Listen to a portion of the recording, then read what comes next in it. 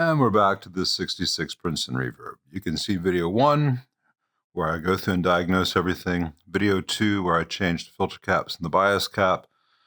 And now it's time for video 3, where we will be changing out these cathode bypass caps and the power cable and the power switch.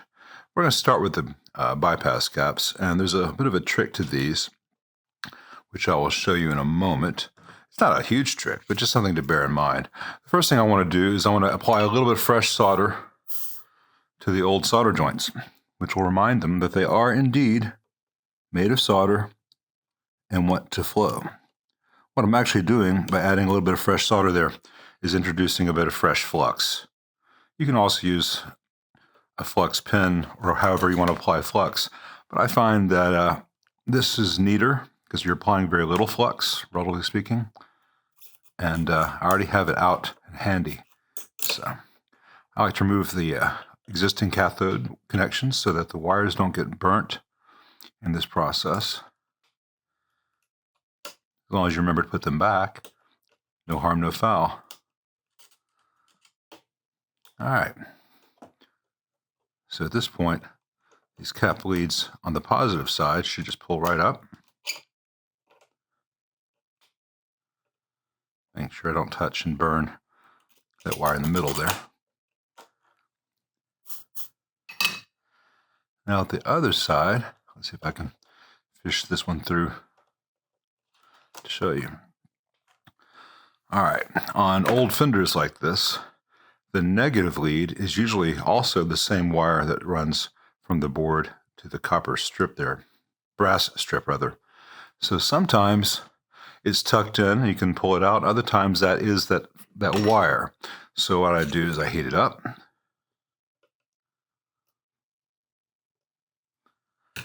And then I just kind of get a sense of whether it's connected or not. That feels like it's connected. So what I'm going to do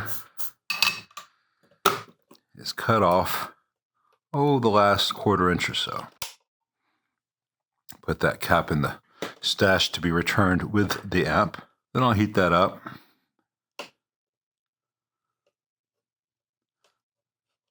And bend the old wire over, making a secure J-hook, which is easier to say than to do sometimes, especially with a camera in front of you.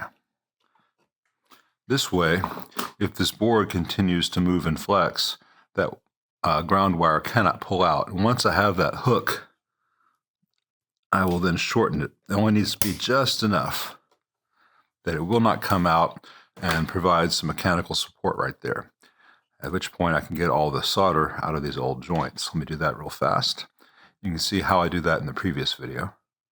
All right, with the solder out of the way, I verify the resistors. This one's supposed to be 1.5K. It measures 1.66. That's fine. This one's supposed to be a 2.2K. It measures 2.48. That's still within spec, unless there's a sonic issue when I try to use the amp as an amplifier. They're probably fine. They're going to stay in at least for now. Now I need to get 2 capacitors in here, and it's no problem here on these front holes where there's just one component in and then the wire will go in. So there'll be a total of 3 things going in this eyelet. In the back here, there's already 4 things in this eyelet. These 3 resistors tails and the wire going to the brass strip. So I can't really get 2 capacitor leads in there. So let me show you what we do as a workaround. Much like the original had 2 positives and 1 negative lead, I wrap the negatives of 2 of these new capacitors around each other, and I snip off one, and then I tin that connector, and then I have one here, and that will serve the same functional role. Let me get this in place. All right, so everything's finished. Everything's nice and neat. Very nice domed solder joints, much like the originals. This cap and this cap, for those who have not seen the first video, are non-original. We'll be revisiting those along with the non-original volume and reverb pots once everything is functional. And I don't like the looks of some of these solder joints to the brass control panel. So I'll be reflowing those before we're done in this area. Real quick first, so I'm going to do these remaining 3-4 caps. Same process as this, so I'm not going to show each one in the process of doing it, just show you the after. So keep this image in your mind and see what's on your screen next. Okay, well, all of them have been changed. And this resistor here, on all the schematics, is 2.7K. The one that was originally in here was a 3.3K. Maybe they were out of 2.7s that day. But it had drifted up to 3.9, so I took it out and put in a 2.7K. And I reflowed the solder joints here to the brass strip, and I removed the input jacks and cleaned them and reinstalled them and tightened them because there was a liquid spill here. Sometimes liquids will spill through the jacks and it just puddled up here. I got all that cleaned up. And after I retightened the jacks, I reflowed the solder joints. So any mechanical stress of having the jacks retightened would be negated. So now we'll look at the power switch. If you remember from the first video, this one has been fitted with a push-pull, and it's off-center, and there's been some damage to the rear panel as a result of this non-original switch not being installed very nicely. So we're going to do two things. First of all, we're going to undo these splices. See how bad it is underneath there, because this wire doesn't have solder lugs on. This switch doesn't have solder lugs on it. It just has wires coming from it that they've just spliced to the old wires underneath all this wonderful, yucky electrical tape. Electrical tape ages so beautifully. Oh yeah, that's great, isn't it? That's what you want to see. I'm just going to cut that off right there. And on this one,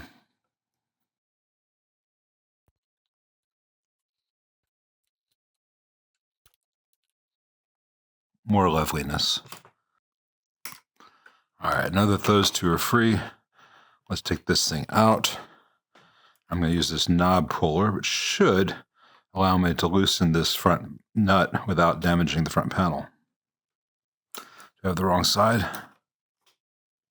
There it goes. This has felt on the back, so. Yay, just floating around in there. Garbage. 1 amp, 250 volts. 3 amp, 125. So actually not garbage, just the wrong switch for the application. And it's a shame that they used the wrong tool to tighten that. That's where this damage here came. Anyway, let me grab this carling. All right, I've got the new switch already. And this will go in here. We'll try to do it just like Leo did so that the bushing isn't sticking out a whole bunch. So let me get it to almost where I want it to be, and I'll tighten it from the rear. So I gotta make up some space there. All right. Now I will take the correct spanner, wrench, and I guess I got the wrong end. No, definitely this one, sorry.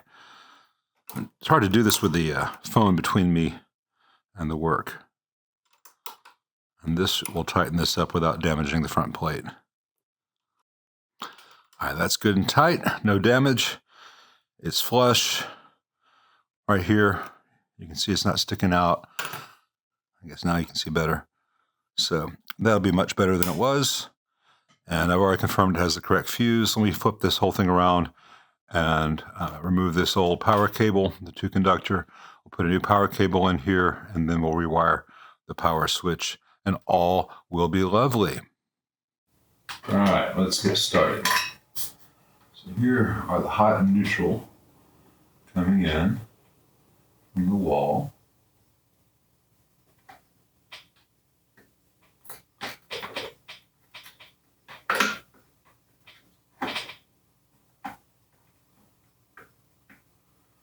Now on later fenders where the courtesy receptacle is grounded, I will wire the receptacle for use in case someone wants to plug an effect in or something.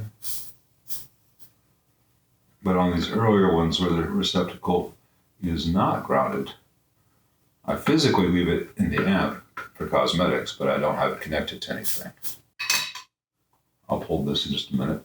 So I want to get in here and take a look at what's going on here. So we've got one side of the primary fused, the other side going to the switch. That's not going to be code. So we're going to disconnect some wires and reconfigure things here.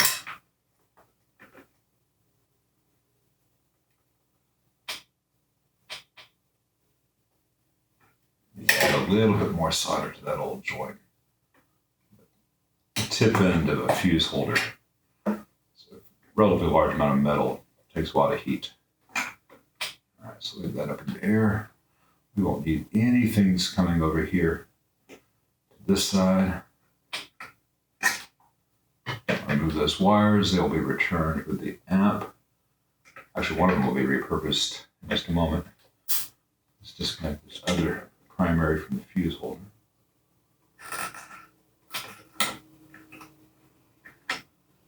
And here.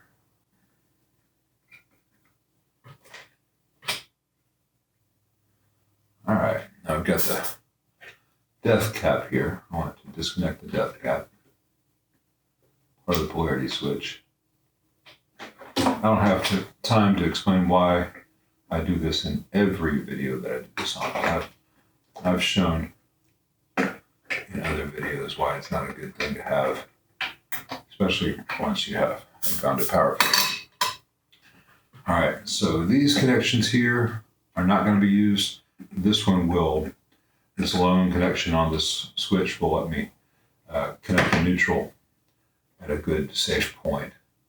Let me get the death cap out of the way first, and a new chassis ground ready for the incoming AC power cable.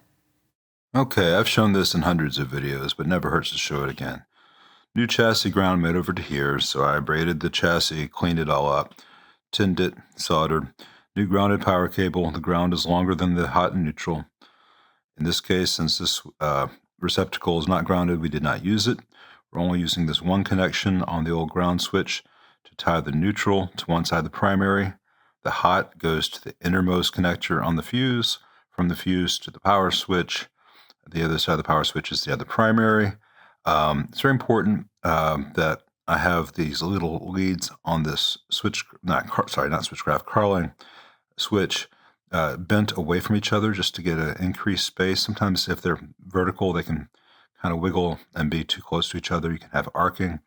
And the other thing that I've learned over the years when doing Carling switches is tin them before soldering. Otherwise, they don't want to take solder and you end up melting insulation and stuff. So always tin them, then remove the excess, if any, before you use a Carling switch for best results. Now there's a little bit of stuff down here I need to get out, little drops of solder and such, little snippets of wire. Well, I can't really do it on camera here. Basically what I'm going to do is I'm going to take this upside down and shake it over my bin. And then I will put the tubes back in and we'll power it on and see what it is sounding like now that it should be safe to power on. It may not be optimal yet, but it will at least be safe, and we'll see where we're at then. So that's next. All right, the last time I heard this amp before I did all these changes, it made a sound kind of like, Arr! Let's see how it's doing now. Got it on with a current limiter. Can't talk today. A current limiter, and I'm watching the old 6V6s, and I'm watching the old 5AR4, and I'm keeping an eye on the current limiter bulb, and I'm listening. Got the volume off and the reverb off right now. Okay, I can very slightly hear that it is on. That's a good sign.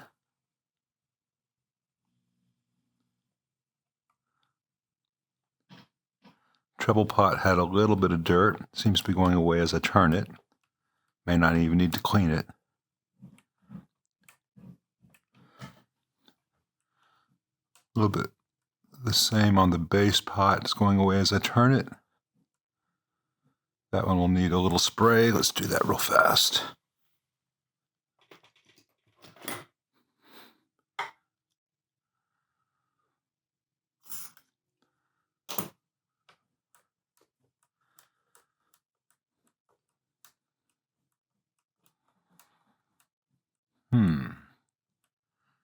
Might need a second cleaning.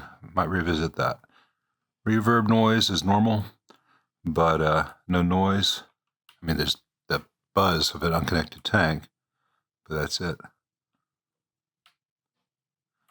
little bit of dirt in the intensity pot.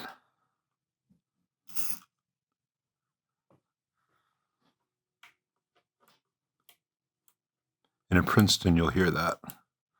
That's gone now. That's good. Let me try one more cleaning on that base pot right there where this deoxit is set to dispense a very small amount at a time, so I'm not using as much as it may seem.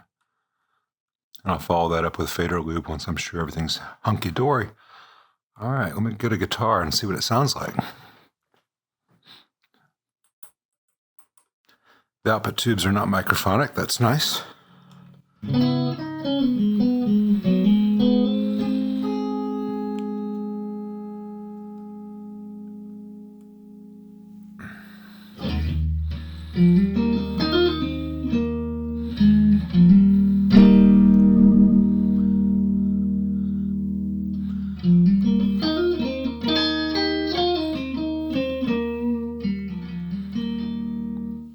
Oh, that's good. Let's get a reverb tank hooked up.